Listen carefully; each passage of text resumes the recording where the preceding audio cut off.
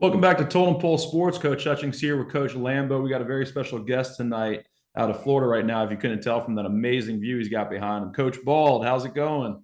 Oh, everything's good, guys. Living the dream. We had a lot of rain earlier today here on the south end of St. Petersburg, but everything's good. How about you guys? How's y'all's weather been? It's been good. It's almost 70 degrees here. So, Oh taking man, everybody it's outside, and we did some football workouts today, got the kids running sprints, and everything's looking up. So, good stuff. Hey, it's the off season where the champions are built. exactly, exactly. So, can you talk to us a little bit just about yourself? Introduce yourself to Totem Pole Nation, a little bit about who you are. We got to see where you are. It looks still fantastic, even with that cloud cover. Yeah, absolutely. Yep. My name is Kyle Anderson. I used to play ball there at LC Bird High School. I'm alumni. I graduated in the year '97. Just always loved the game and everything. The relationships that I've made over the years are just, it's what it's all about, the brotherhood and everything. Just real quick, moved down here to St. Petersburg, Florida. Really, didn't have anything going when I left, but left town about 2007 and got down here to Florida, and then eventually moved into St. Petersburg and just walked into the place, see if they needed some OL coach one day, and you know, the head coach at the time, name is Corey Moore. He's still there, and he was actually doing an internship for the Jacksonville Jaguars. So he just said, "Look, coach, see what you can do. If you like it, and you're here when I get back, maybe we can work something out." So that's that's just kind of how it worked out. It was just so awesome when first getting down here and just seeing the caliber of athletes. It was just it was a big difference. Just going from playing at a place where your best guys go, typically all go offense and defense, and then you get down here and just due to the Florida weather, guys got to pretty much just pick one side of the ball to play. And with that, when you only play one side of the ball, you're only getting coached, only offensive line, only defensive line. So, I mean, just you have that much more coaching going on.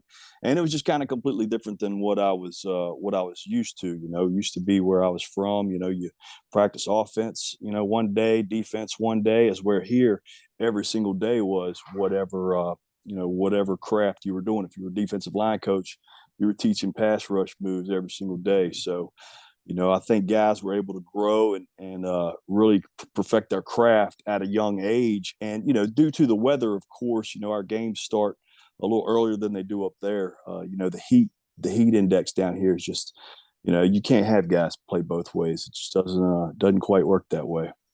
Yeah, no, I agree. I coached at Olympia High School down in Orlando, and that's where we had, I wasn't there when they were there, but Trevor Simeon came out of there. Chris Johnson came out of there, who had the fastest 40 for a long time in the NFL. And same thing, we had offensive practice, defensive practice going at the same time, and they're just split. We just could not have both way players in that weather, even in Orlando and Central Florida. Yeah, absolutely. And it's a huge benefit for teams that are able to do that, and I'd never seen that before, and to me it was like going and watching how the colleges do and everything. And Coach Moore, he just runs such an amazing program here. Lakewood Spartans on the south side of St. Petersburg.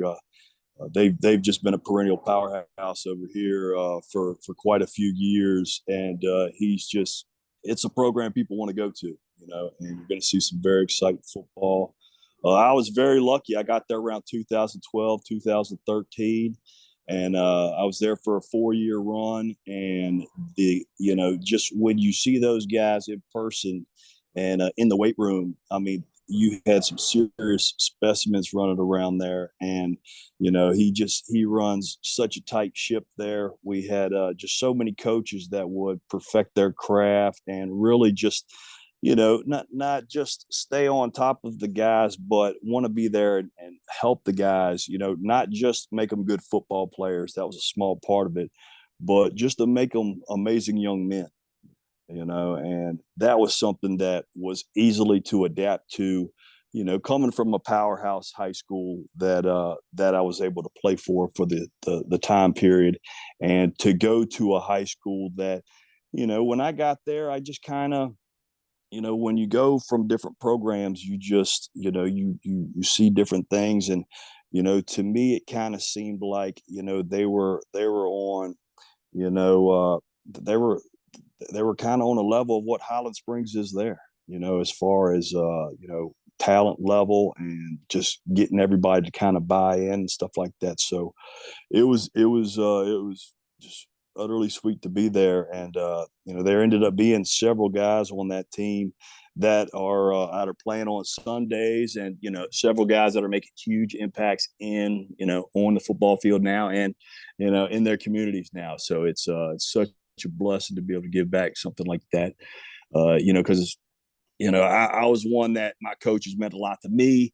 They were my father figures growing up, and, to be able to relate that and help out guys that don't have that, I think mentorship and, brotherhood and, role models. Whether you got a father or not, you need somebody to step up, and you're going to pick somebody to be in that spot either way, you know. Yeah, no, I totally agree. And that's pretty much the philosophy we have here is we're trying to build champions, not just on the field, but off the field, in the classroom, and build, great young men overall. And I think that's something that all coaches should aspire to do. It's not just about, creating champions and championship caliber players and having the biggest and best and fastest. It's about creating people that, like you said, are going to make an impact, not only in the profession, if they're playing professional sports, or if they're playing, or if they're working out in the community. So Coach Lambo. What players are the best in the state? What players? This state is just, it's so loaded with talent. I mean, you got the Polk County area, which is probably the biggest player ever come out of there was Ray Lewis. That's kind of middle of the state, in between where we're at. We're over in St. Petersburg, and that was kind of about in between where Coach was coaching at over in Orlando. The whole area, I don't think you could pick one area. I mean, the talent recruiting wise is going to have to tell you that Miami area. Those guys. I was able to go on a coaching staff that went down and played a team that had won back-to-back state titles. It was the Booker T. Washington squad. I want to say it was 2013 that we went there. And I mean, we showed up, and man, we looked good getting off the bus. I mean, we looked bigger, badder than those dudes. But man, once that whistle blew, man, these guys, they just seemed like they all just played with their hair on fire. I'd never seen anything like that from a speed standpoint. They seem to outrun us. And the odd part is, the crazy part about it too, is the year before we had two guys, the Griffin brothers, that ended up going to Central Florida, and we had a guy named Rodney Adams who's having a great career as well. I believe he went to Toledo, and then I believe he went to USF there. And then we had a guy named Valdez Scantlin, who is playing for Kansas City right now. And we all went down. They went down there and won the state title in track, which is kind of unheard of for a St. Petersburg team to win the whole thing. And, for anybody to go down to that area, just the talent level is just, unbelievable. I mean, that's one of the most beautiful places in the world. So you're going to have, top of the line people and the programs that are being ran and stuff like that. So I would say that's probably where the top athletes in Florida are. But, we got a place about less than 100 miles from here down south, IMG Academy. That's, they're just getting guys, right and left. And, they can kind of come to Tampa and St. Pete, and they can kind of pick the best guys they want, and get them to go there. I think it's like a mini college there. Guys can kind of, see what it's like, see what it's going to be like at the next level. And, it's hard to compete with teams like that. But, the team that knocked out Lakewood Central, that's who actually knocked them off the first game of the season. So it's pretty amazing stuff. Anything could happen in the game, Yeah, I mean, you brought up some good points too, because like when I was down in Orlando, I lived there for 3 years, but I lived in Bartow, Polk County, Oh Well, yeah, I yeah, got a Polk County, big time. shout out to the Wonder House down there. Great place if you ever get a chance. They do tours and stuff like that. Beautiful place. Right. But we played against Wekiva High School, and I remember it was 2016 when we played against them that they had on their defense already 10 of the 11 players had signed Division I offers out Wow. of Yeah. Wekiva. And the one guy holding out was waiting for Alabama, but he was a defensive tackle. He was a stud, but he was about 5'10". And Right. you ain't gonna play for Nick Saban at 5'10" in Alabama on defense. It's not gonna happen. Can you tell us about when coaching Isaiah Wynn? Yeah. Well, that was the thing when Isaiah was he was a different character, that I had ever seen before. When I first met him, the first thing I just noticed is, man, the guy's freaking quads. The guy looked like he could squat the weight room. You know what I mean? And then just to watch him move, he ran with his knees bent. I mean, perfect lineman style. You want that low center of gravity, and you want to be able to run with your knees bent. And he was one of those guys that was he was so special. He was one of those guys that you never had to go tell him to dial it up. You always kind of had to tell him to dial it down. We had one game we were playing over in Orlando, and I want to say he had close to 9 or 10 pancake blocks, and he had his hands inside. Technique was perfect, but we really started smashing his team, and they were just calling penalties on him right and left. And I had to tell him, I said, look, man, you got to go old school, do the old school flipper, flipper style blocking, and but yeah, it was great to have him leading the offensive line, because when your best player is also your hardest worker, everybody kind of follows suit. And that was the thing about him. It was funny you mentioned Nick Saban and 5'10", because Isaiah went there on a recruiting visit, and I want to say he was checking in right at 6'2" or 6'3", and he went and did the combines and did everything, did phenomenal in all of those. And when he went to see Coach Saban, he had him only practice center. And he kind of told him, he said, man, you're never going to be a left tackle in the league. You're never going to be an offensive guard in the league. And I think that was something that brought out more inner fire than a man that was already, a walking warpath. The guy was, he was definitely not the guy to say that to. And so, Isaiah ended up picking, going to Georgia, started a few games at guard, kicked out to left tackle. And, it's been very nice watching him, grow up right in front of you. Can you tell us about the Griffin brothers? Yeah, the first time I saw those guys, it was that off season that I joined, and I want to say these guys were going into it might have been their senior year, it might have been their junior year. But anyway, we go in the weight room, and the first thing I kind of noticed is, the, one on throwing up 225. They probably at the time weighed about a buck 85. And then I noticed, the other brother, he kind of brought this thing, like, to my eyesight, that kind of looked like a door stopper. The door stoppers you plunge at the end of the door, keep the doors open. He kind of had one of them, but it was kind of rolled a different way. And I just noticed that he put it there, and I just noticed him bench pressing, and I noticed the grip and all that stuff missing. And he was just as strong as his twin brother was. And I was just like, man, this is unbelievable.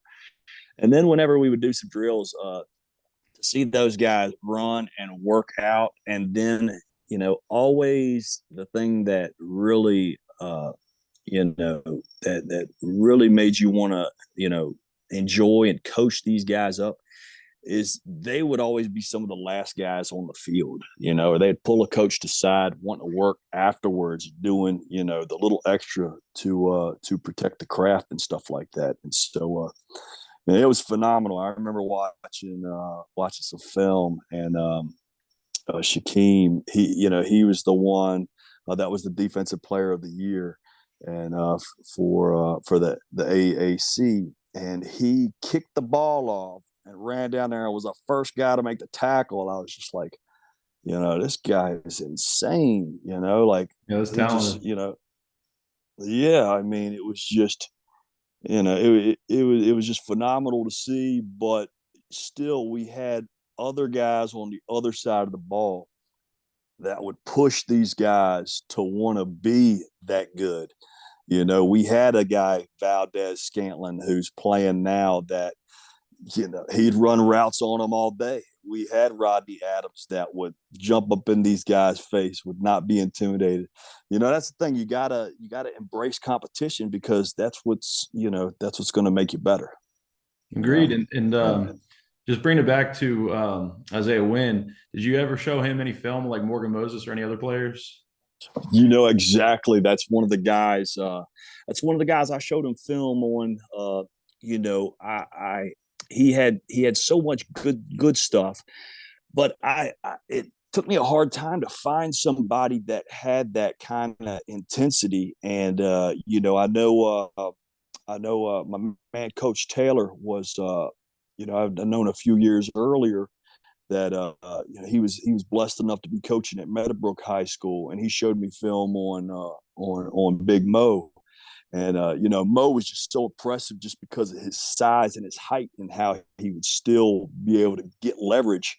And he looked like a guy out there mowing the lawn. He'd be driving guys for so many yards and everything. So yeah, he was definitely one that I showed some film to, because he just had that tenacity that I always like my linemen, pretty, on the nasty side. I'd rather have to tell them, to dial it down a little bit than to, crank it up and to check them to see if they got pulses. You know what I mean? How do you feel about the Tampa Bay Buccaneers? They're sitting at 8-8. They won the NFC South. I think they're going to be a very dangerous team in the playoffs. You got the GOAT right here, and Tom Brady, one of the greatest quarterbacks of all time. Yeah. How do you feel about the Bucs? Now, I know they got injuries on the O line, but do you think they'll make the NFC Championship game? Well, you know what? I think that they've played a lot of very tight games. They had that 49er game, they got smacked around. They had the Bengals game that happened to them. But I think that they were missing some serious pieces of their puzzle there on the offensive line. And I think we just got word that Ryan Jensen, our all-world offensive center, that he's back practicing, and just having him around the guys, man, he's just kind of that enforcer on the line. And our right tackle Wilfs, he's getting back healthy. He's played the last couple of games. He's not 100%, but he's a tough guy, offensive lineman. You're never 100%. Coming this late in the season, and I could really tell in the Arizona game, because J.J. Watt was kind of having his way. And I mean, J.J. Watt does that to everybody, but we don't see our right tackle ever looking like that. So, I think these guys are getting healthier at the right time. And, you never see somebody start off how, like, the Eagles start off, or how the way the Eagles start off reminds me how the Steelers of 2020 did. They start off 11-0 and, got knocked out first round. That could easily happen. And I guarantee you, once you get to the playoffs, guess what? Everybody's record 0-0, and don't nobody want to see Tom Brady coming to town. No, I He's agree. got that. He's got that look. When last 2 minutes of the game, everybody else has got butterflies. Everything slows down for this guy, and they all believe in him. That's the most important thing. They know what this guy's done. They know what he's capable of. So I think they're as dangerous as anybody is. It really looks like it might be the Cowboys, or it might be the Eagles that are going to be coming to town. And yeah, think it's going to be a tough game for anybody that comes into town for that first game. And I just think the momentum, if they could hit that game and win that game, I think everybody's going to be real nervous playing the Buccaneers. They're not going to look at that record during the regular season. They're going to be looking at that playoff record and with that guy that's sitting behind the quarterback, what his record's been. Yeah, and to say, going back to the Super Bowl championship season, they had pretty similar record, but they won 7 in a row to get to that Super Bowl, and that was just amazing to me. And being there down in St. Pete, Tampa Bay Buccaneers hosting the Super Bowl in Raymond James Stadium. The word on the street is that you got to go to that. How was that experience? Oh, I'll tell you what, it was a bucket list item, but there was a lot of nerves going to it as well. My wife, she's just amazing. She's definitely the best thing ever happened to me. But she's always got us season tickets. It's always been kind of on her list. And, I remember, kind of being a disgruntled, fan. And, you have Winston there and, he would just be, Not a fan. He would look like the best player on the field. And then 2 plays later, he'd be the worst player on the field, and it was a little more of the latter quite often. But every year, did we renew tickets? And I was just like, she'd be like, yeah. And I'd be like, oh, man. And then when they signed Brady, that's the first thing I said. I was like, did you renew tickets? And she was like, yeah. And I was like, oh, man, so it completely changed. It completely changed the level. And that whole season was just a magical season. And the worst part about it is that nobody was there in the stands. That was the COVID season. And, we're usually guaranteed 8 home tickets. But because they could only have 20% of the crowd in there, we were able to pick 4 games. And we lucked up, had some good friends of ours that wanted us to go to a couple games with them. So we ended up going to 6 that season. But prior to the season, my wife talked to our rep, who's amazing, and said, look, it's a bucket list for, me and my husband. If we can get into the game anyway, we want to do that. And we bought our tickets before we even knew who was going. We were gonna go no matter what. And the most anxiety I had leading up to that is I was always I watched football at such a young age that I picked the teams by my my favorite colors back in the day, which was red, white, and blue. I thought I was Captain America and all this stuff, and somehow it was the Bills playing. They were playing in the snow, so I picked them. And I was always kind of taught, you stick to your team, and even though I've been down here my whole for 17, 18 years now, I'll still ride or die with the Bills, over top. But those last 2 games, that's who it was. That's who it could have been. It could have been Buffalo, and it could have been against the Bucs. And I almost just started getting some serious anxiety because as a Bills fan, that Tom Brady is the worst thing that ever happened to those guys. I mean, his record against the Bills it's unbelievable. It's like 43 and maybe 5 or 4 or something. I mean, yeah, so we definitely didn't want to see that guy. But it was so cool to go. And I kind of did videos throughout the whole thing, and it was amazing because also that year we played the Chiefs here. That was one of the games we picked, and the Chiefs blew our doors off. I want to say Tyreek Hill had 3 touchdowns over 200. He basically did what Mike Evans did last week, but he did that to us. So it was nervous going to be playing against Mahomes and those guys, but man, it was great feeling to being there. The defense really stepped up. Gronkowski was a monster in that game. Yeah, so it was good stuff. I'll tell you what, too, man. If there was any way, I saw that guy post a message a while back saying he was bored. Man, if there's any way he signed on with us here at playoffs, man, I'm telling you, this place would go bananas here. Well, I'm glad that you're a big Brady fan. Can you tell us a little bit about your Brady autographs? You know what? When it was something else. Like that season, they actually called. We actually called because we wanted to get stuff for family and stuff because they couldn't go to the game. We were so blessed to. So what we did is we called this place, and they had these the Super Bowl coins where they had the Kansas City logo on one side, they had the Bucks logo on the other. And we ordered several of those, and so we're getting that stuff, and a couple months after they had won the game and everything, the rep calls us back, and he's asking us stuff if there's anything else we're looking for. He's talking to my wife. She's the one, Miss Amazon. She's just that one, man.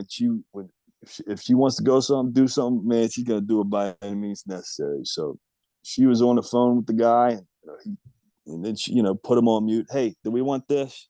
And I was like, well, hey, see if they got anything maybe Tom Brady signed. So on the phone, oh, they do have stuff. I said, okay. I said, did they have anything maybe like a limited type deal? And so she gets on it. Do you have anything unlimited? Boom. So we got these, we ended up getting these Super Bowl plaques, and, beautiful, the championship. It's all NFL authenticity. And, you know, and she's going through it, and she's going to order one, and then I'm like, well, how many exactly do they have? And they only did 12 of them, which that's his number and everything.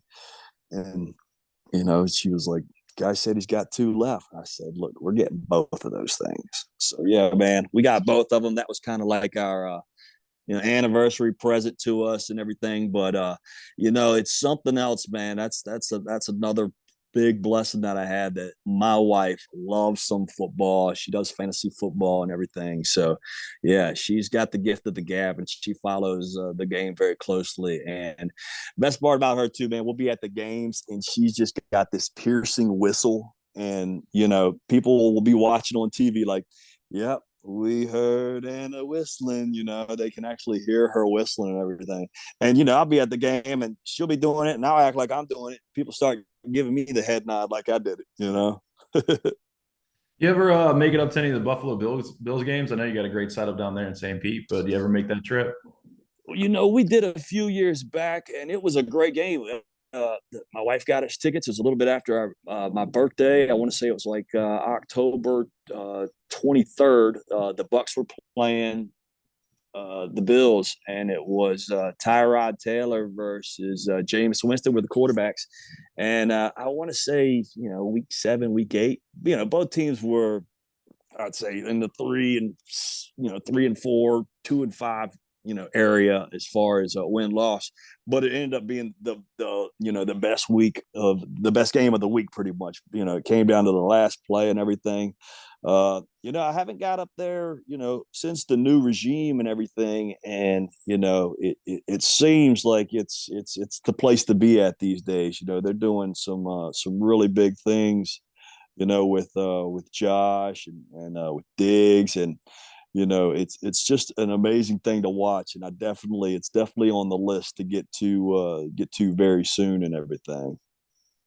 Yeah, for certain. It's been crazy. And you brought up Tyrod Taylor. I mean, that guy has been in the league for such a long time, and I loved watching him, even the Bills and bouncing around and seeing what they did to him, the Chargers. It's a whole nother story. But just was always rooting behind him, and bringing another thing too, just being a Tampa Bay fan. My first ever NFL game, I flew down to Tampa. I had a friend playing for the Tampa Bay Storm Arena football, Oh and yeah. Randall Hippard, who was down there playing quarterback. And Oh wow. I go to the game with him, and it was Jameis Winston and playing against Joe Flacco. And by luck or bad luck, whatever you want to say, I got to see Tyrod play in my first ever NFL game after playing with him in college. And it was an NFL record game for the worst first half home team deficit in NFL history. it was 38 to nothing. You know what? I think I was at that game. Funniest part about it, we got in the game probably 10 minutes late, and it was 14-0. We thought something happened, and they just started firing the cannons, early or something. We got in there, and it was 14-0, and it was like they kicked the ball off 2 minutes ago. Yeah. Yeah.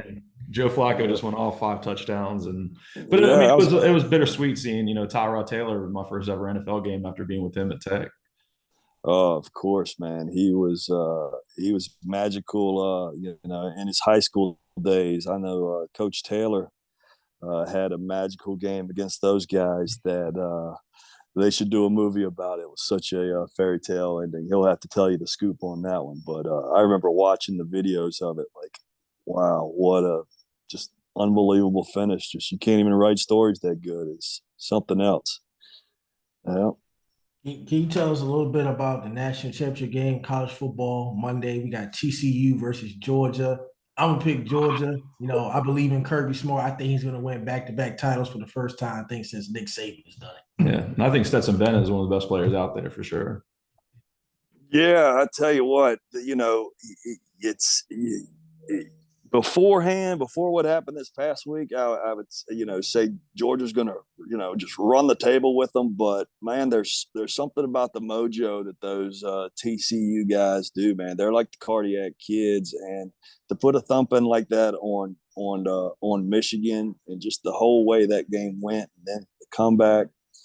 Yeah, it's gonna be epic. You got all the best players in the state of Georgia are going to be there, and all the best in the state of Texas. So it's going to be something else. I was watching where the Mattress Mike had placed a big wager on TCU, and it's something else. But yeah, I would probably take TCU in the spread. But yeah, I think Georgia wins the game outright. I think it's going to be a barn burner like the last couple were. That was some amazing finish theirs in both games. I think at the end of last weekend, I think we the fans is the one who really won that week. Yeah, I don't disagree, and that's something I probably agree with you too on TCU on the spread. But I cannot bet on bowl games at all. I'm a big believer, and they take a whole month off. You never know what's going to happen, and then like you saw is with the Michigan game, like.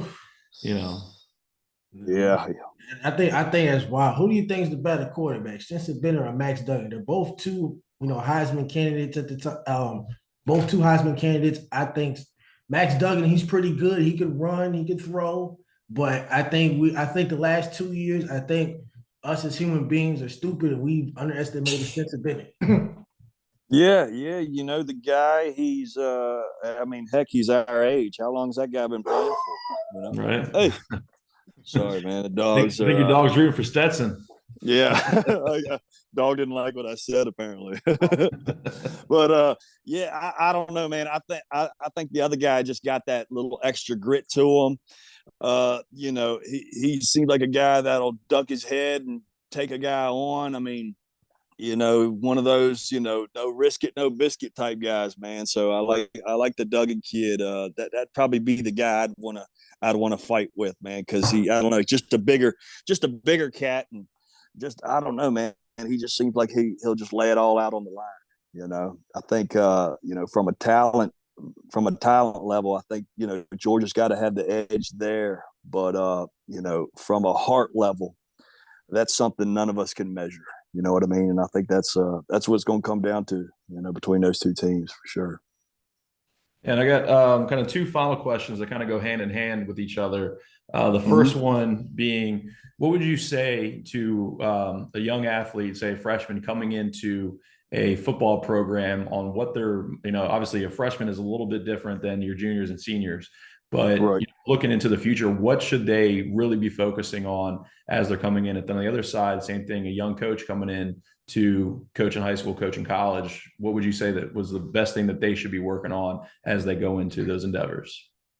Yeah, that's a great question. I think with the with the athlete, with that freshman coming in, I think maybe you definitely you work your craft. You focus on your studies, and you maybe pick one of the older guys that you see is doing it the right way, and maybe watch the guy a little bit more. Model what he's doing, because obviously he's doing something to make himself successful. It's like that's the thing you just the learning atmosphere, the learning part of it is something that we have so much knowledge that we can investigate, and you just gotta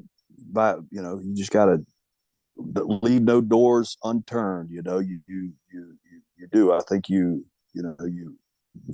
model yourself after somebody, but you also you want to take those slow steps and slow gains as well. You can't gain 20 pounds, in a 2 week a 2 week time period. It just doesn't happen like that. You do it one pound at a time. So that's what I would tell them. I would just say, you find one of the guys that you see, one of the seniors on the team that's doing really good. That's that might be getting offers, might not be, just the leadership aspect, and you learn from them. You be a sponge. That's where I would head to, and you definitely you trust your coaches, especially if you're at a program that's been successful for as long as it has been. As far as the young coach, man, I would say the same thing. If you can go to some of these clinics in the off season, I think they're amazing. The coaching world is a big brotherhood, and you learn the best from the best, and you tweak it and put your own little twist to it, and that's who you become. You know what I mean? You have a limitless availability, but you have to want it, like those guys that I was talking about that were doing the extra, after practice and stuff like that. That's a big reason why they got to where they were, because they had guys ahead of them that would do that. They would see that, and they had good coaches that would. So yeah, just with both, just definitely be coachable, and expand your mind, try different stuff, try different workouts and stuff like that. When I got down here, one of the things I did was they saw what we did with the football program, and they recruited me to coach wrestling, and I jumped on it, and man, I loved it. If you can take somebody down in wrestling, you could probably tackle somebody, and vice versa. If you can really tackle somebody, you could probably wrestle. And one of my guys that his first time ever, he ended up setting the I want to say the school record, and I mean it was like a 5-second pin. I mean, basically, they blew the whistle and he Goldberg speared him. You guys remember Goldberg, and that's pretty much it. He Goldberg speared him and just flipped him right on his back, and it was just so amazing to see that. And it was different sports help with one another. So yeah, that's kind of where I would go with it. Yeah, no, I agree with everything that you're saying too, especially with wrestling. You brought up a good point too, and one of the reasons I actually went down to Orlando was to become a professional wrestler, and my body was already falling apart before I even got started. So it was a short-lived endeavor, but still was a good thing. So you brought up Goldberg though, so I do have to ask you, who is your favorite wrestler of all time? Oh, that's such a tough question. That is such a tough question. I'm gonna have to give you three guys because two are tag teams and one is a singles guy. But I always like Ravishing Rick Rude growing up, just because I mean he had the look. He had the look of a guy that could really put a hurting on somebody. But also he would get that crowd eaten out of the palm of his hand, and people would boo him so bad. And as a guy that played offensive line and defensive line, you guys are kind of the bad guys. You're kind of that gang, you know what I mean? So I always kind of liked his style and his physique and everything, because that's how you wanted to, back then that's what you wanted to grow up, be buff like that and everything. And the other two would definitely be the Road Warriors, the Legion of Doom. Yeah. Those guys, the funny story about those guys and why I picked them is I remember my mom going into a Big Lots at a young age, and back then they had these two wrestling. You buy this little package, and it had two wrestlers in it, and it had a VHS tape, And I remember I got it, I was watching it, and I remember the match that stuck in my head at 5-6 years old. It was it was Baron Von Raschke, the Claw, and Mr. Perfect, Kurt Hennig at the time. He was young. He wasn't even Mr. Perfect back then. And they went against the Road Warriors, and Hennig ended up getting where he was choked out in the ropes, and it just all chaos broke loose. They're fighting in the crowd, and I just remember somebody picking up a steel chair and hitting one of the Road Warriors. And it looked like a grown man just wiping a little sweat off his face. It was just unbelievable to me that somebody hit this guy in the face with a chair, and he just it was like no factor. Yeah, it takes a different breed of person to even go into the career as a professional wrestler, whether you make it big or not. And definitely those things stick with you. I mean, I remember when I was a little kid and was watching all the Monday Night Raws and stuff like that, and then I tuned to channel like 74 on Saturday nights or Sundays for the pay-per-view, and it's all befuddled, but you're listening to the audio, you can still hear it. And, man, it was big time stuff. I loved it. Oh man, big time. Reading the back of your cereal boxes and stuff like that. Man, these kids don't know how good we had it back then, right? Agreed. Hey, Coach Lambo, I don't know. No. My favorite. I mean, y'all old, but Yeah, my favorite guy is 16-time world champion John Cena. That's my guy. 16-time world champion. That's my guy. That's the greatest of all time. Good stuff. A really cool story. I got one of my best friends down here, Fidel Sierra, known as the Cuban Assassin. He ended up getting us some tickets. So we did a little quick trip to Virginia, and then we came back and we went to last week's SmackDown where John Cena showed up. So man, that building was so hype. And man, it was great to see that guy, man. What an amazing talent, and just such a good role model, man. Just such a good role model. It's great to see guys that can transition and do different things and stuff like that. But he's always been one of these Make-A-Wish guys that really do make dreams come true. You know what I mean? It makes you want to be a better guy watching that guy for sure. Yeah, I got to go and see him. I was at WrestleMania 33 in Orlando. And that was an amazing experience being there. Absolutely incredible. And then the proposal too was pretty funny. Now you look in retrospective that it didn't really work out. They made a huge deal of it, right. In there. And but just you mentioned how he's Make-A-Wish. Really, you call him Make-A-Wish champion. He's got the world record for it. But he kind of rubbed off on me. I fundraised and brought at Clover Hill the special needs kids to Monday Night Raw 2 years in a row. And they each had their own chaperone. And I mean, it was to see on the Jumbotron John Cena's face, the kids went nuts. But then John Cena comes out, and I don't say this to be weird or funny or anything like that. You had kids that had cerebral palsy literally almost get out of their chair because now John Cena's walking out. And it was, I'd never been happier. I mean, it really is like a memory that just stuck with me forever. Absolutely. That's what it's all about at the end of the day, helping a fellow brother and stuff like that. That is something else. I remember when I was in high school, we had a coach's program, and we ended up going to the elementary school. We were helping out some guys that, kind of getting, kind of the bad guys at the time. And, man, it was just one of the best things you could do, and something so small to you might be the biggest thing to somebody else. That's why coaching is always going to be a passion. Whether it's on the field or in life. I recently had a friend that was doing really bad, and I had him actually come down, stay with me for a week. And he was actually, he was having a big time drug problem. And we got him off of that.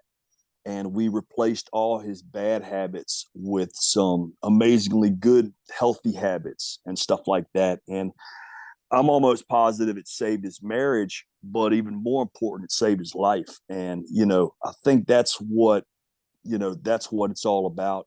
And just the times we're living in, you're going to have more than ever, you're going to have people that are suffering, from, mental health issues, anxiety and stuff like that. I just think it's good to have, good to have a brotherhood or friendship, a bond with people. And, you never know what you say to somebody and how it's going to affect them. So, it's always good to be a good soul and smile at people. That's stuff that's super important that I think people, for a while we couldn't tell if people were smiling because of masks and stuff like that. And, it's good to see things getting back to how it was before that. No, agreed, and wise words for sure. And Coach Lemby, you got anything else to add? Nope, Yeah, good to go. Well, Coach, appreciate your time here. We definitely want to give a shout out to something that, to be honest, not gonna lie, saved my dad's life. Had brain surgery. Cultivate Wellness CBD and neuroprotectant. So the big time stuff out there. #1 tested product, and you can check them out. CultivateWellness.com. So Coach Bald, we really appreciate you being here and talking with us, man. It's been enlightening. It's been fun. We hope to have you back definitely soon.